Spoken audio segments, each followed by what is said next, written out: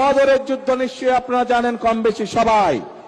সেই বদরের যুদ্ধে হযরত আয়েশা তার নেতৃত্বে পরিচালিত হয়েছিল।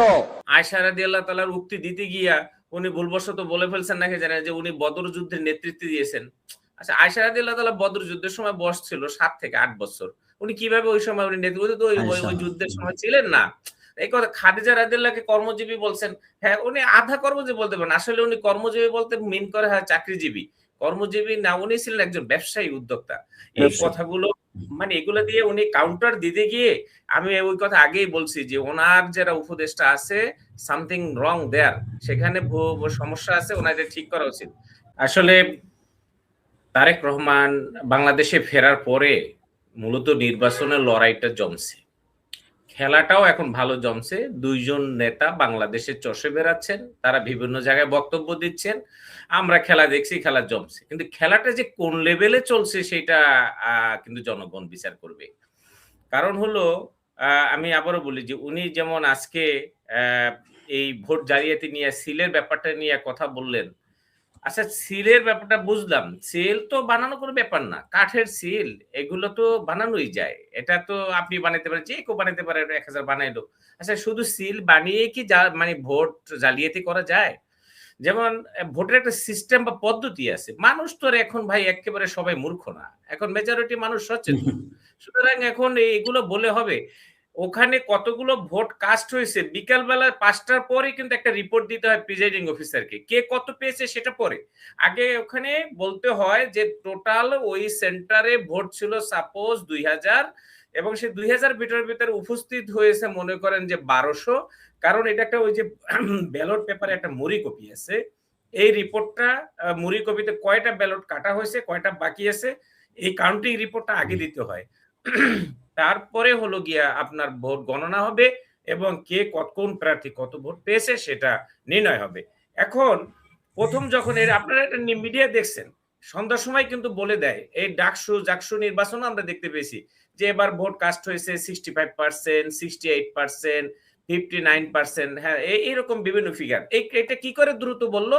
এই যে এটা দিয়া। এখন কেউ যদি পকেটে করে সিল মেরে ধরেন আপনি ওখানে ২০০ ভোট নিয়ে গেলেন, তো সেটা তো আর মুড়ি কপিতে যাবে না, সেটা যাবে সরাসরি বাক্সে। এখন মুড়িতে পাইলেন আপনি ১২০০ ভোট কাস্ট, গোনার পরে পাইলেন ১৪০০ ভোট কাস্ট। তো ওই সেন্টারে নির্বাচন কি বাতিল না হওয়ার আর কোনো কারণ আছে? মানে এ তো দিনের আলোর মতো পরিষ্কার। এখন কথা হয়েছে যে এরা আসলে সস্তা, মানুষকে যে কেন এত বোকা বানাতে চায়, মানুষ কি বোকা কিনা এটা আগে নেতাদের বুঝতে হবে। না হলে বোকা বানাতে গিয়ে আপনি নিজে বোকা হয়ে যেতে পারেন, সেটা আপনাকে মাথায় রাখতে হবে। তো এই জন্য যেমন এখানে নারীদের নিয়ে কথা বলা হয়েছে, আয়েশা রাদিয়াল্লাহু তাআলার উক্তি দিতে গিয়া উনি ভুলবশত বলে ফেলছেন নাকি জানেন যে উনি বদর যুদ্ধের নেতৃত্ব দিয়েছেন। আচ্ছা, আয়েশা রাদিয়াল্লাহু তাআলা বদর যুদ্ধের সময় বয়স ছিল ৭ থেকে 8 বছর। উনি কিভাবে ওই সময় উনি নেতৃত্ব তো ওই যুদ্ধের সময় ছিলেন না। এই কথা খাদিজা রাদিয়াল্লাহুকে কর্মজীবী বলছেন। হ্যাঁ, উনি আধা কর্মজীবী বলতে পারেন। আসলে উনি কর্মজীবী বলতে মিন করে হ্যাঁ চাকরিজীবী। কর্মজীবী না, উনি ছিলেন একজন ব্যবসায়ী উদ্যোক্তা। এই কথাগুলো মানে এগুলো দিয়ে উনি কাউন্টার দিতে গিয়ে আমি ওই কথা আগেই বলছি যে ওনার যারা উপদেষ্টা আছে সামথিং রং দেয়ার, সেখানে সমস্যা আছে, ওনার এটা ঠিক করা উচিত। কারণ আমি আবার একটু গোড়ায় যাই। সেটা কি? দেখেন, এখন থেকে ১ বছর আগে বা ৫ তারিখের পর ২৪ আগস্টের সবাই আমরা জানি যে তখন বা তার ৩ মাস ৪ মাস পরে নির্বাচন হলে বিএনপি ২ শতাধিক আসন নিয়ে নির্বাচিত হইতো। এই কথা বিএনপিও স্বীকার করে, জামাতও করে, অন্যরা করে। এবং জামাত তখন এইটাই চিন্তা করত, আমরা মোটামুটি এতদিন তো কথাবার্তা বলতে পারতাম না, ঘরে বের হইতে পারতাম না ঘর থেকে, ওই যেটা তাদেরকে গুপ্ত বলা হয়। নামলে হয় গুলি, না হয় অ্যারেস্ট, ২ টার একটা, এবং আয়নাঘর হ্যান-ত্যান এগুলো শেষ নাই।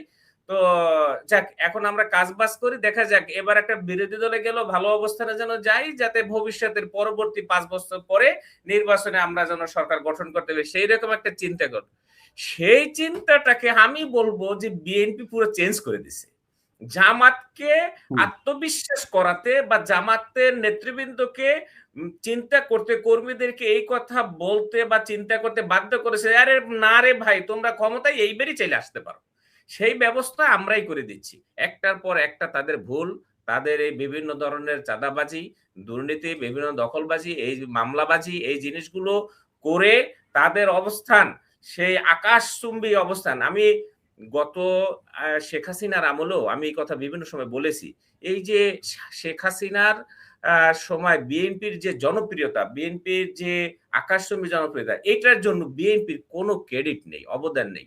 এই অবদানটা ছিল হাসিনার অত্যাচারে, তার ফ্যাসিজমে, তার মানুষের প্রতি, মানুষকে মানুষ মনে না করা, প্রজাতন্ত্রের সাধারণ মানুষকে জনগণ মনে না করা, তার এই ধরনের এবং একটা পরে একটা অবৈধ এবং আমি দামি নির্বাচন করে ক্ষমতায় থাকা, এগুলোকে বাধ্য করে বিক্ষোভ হিসেবে বিএনপির দিকে জনসমর্থনের জোয়ার বইতে, বিএনপি সেই ক্রেডিটটা, সেই জোয়ারটা যদি একটু ধৈর্য ধরতো, তাহলে তারা যদি কিছু না খালি মুখ বন্ধ করেও রাখতো আর হাতটাকে বন্ধ করে রাখতো, তারা আটকে রাখতো, এখনো তারা এই এখন যে বলা হচ্ছে যে ক্ষমতায় কে আসবে, বিভিন্ন জরিপ আমরা দেখছি, সেখানে কোনোটাই নিশ্চিত না কে ক্ষমতায় আসবে, দুই দিকের জরিপ আসতেছে। এইরকম ঘটনা ঘটার কথা ছিল না।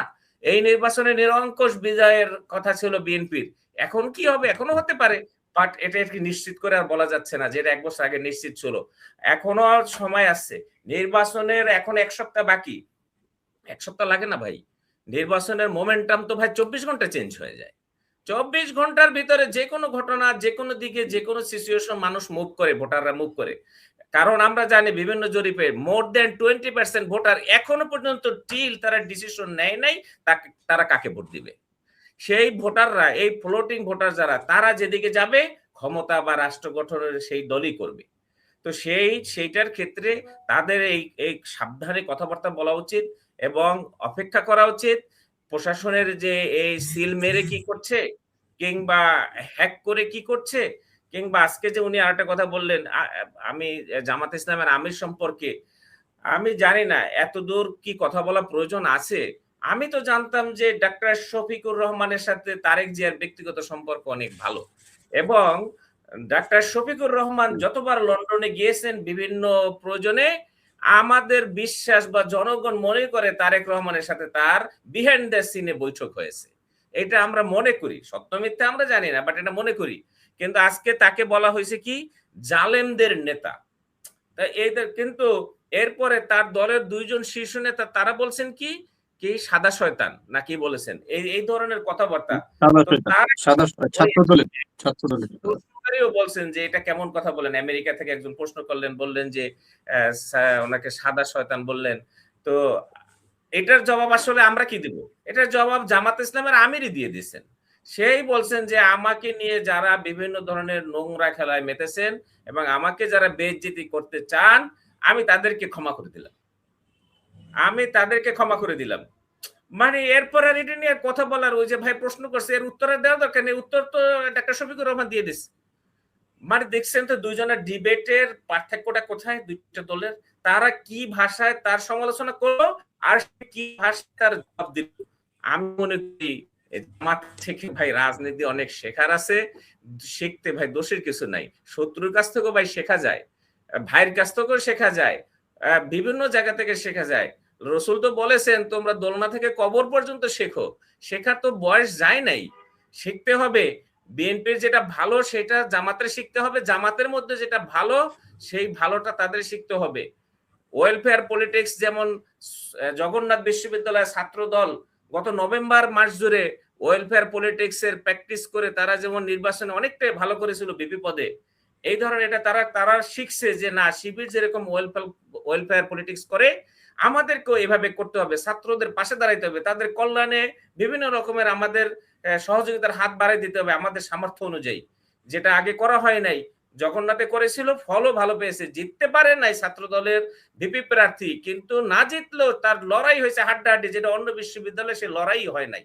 তো এগুলো তো লার্নিং, এখান থেকে শেখার আছে। ডাক্তার শফিক সাহেবের ব্যাপারে আমি দেখেছি, এই যে বিএনপির সিনিয়র যুগ্ম মহাসচিব রুহুল কবির রিজভী, ওনার ভেরিফাইড ফেসবুকে উনি লিখেছেন যে আমি এই ডাক্তার শফিকুর রহমানের মানে যতই দেখছি ততই মুগ্ধ হচ্ছি যে এ লোক নাকি ফেরেশতা নাকি, আমি তো তার ফ্যান হয়ে গেছি।